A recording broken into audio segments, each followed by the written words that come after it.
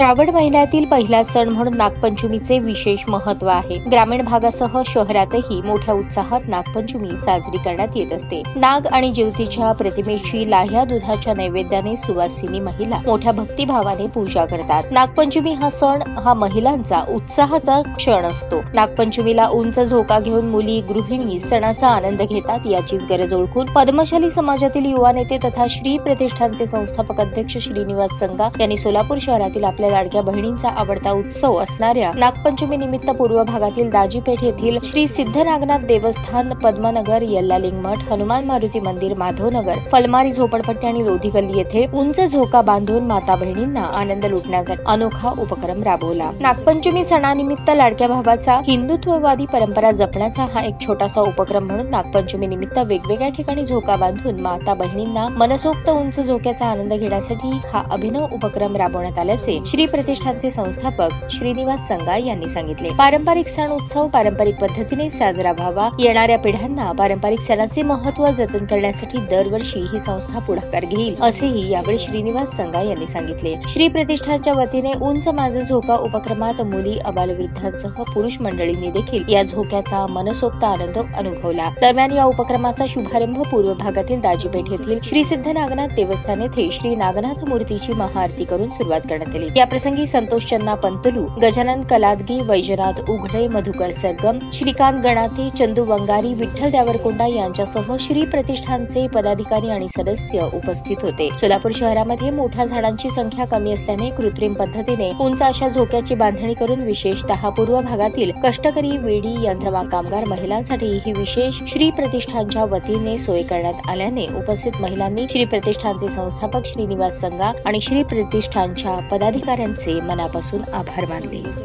श्रावण मासानिमित्त पवित्र महिना मानला जाणारा हा महिना असतो।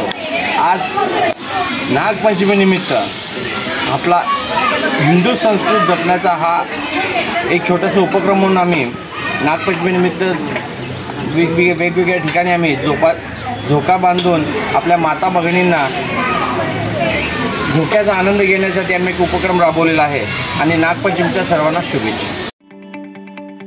ताज्या बातम्या पाहण्यासाठी प्राईम महाराष्ट्र न्यूज चॅनलला सबस्क्राईब करा।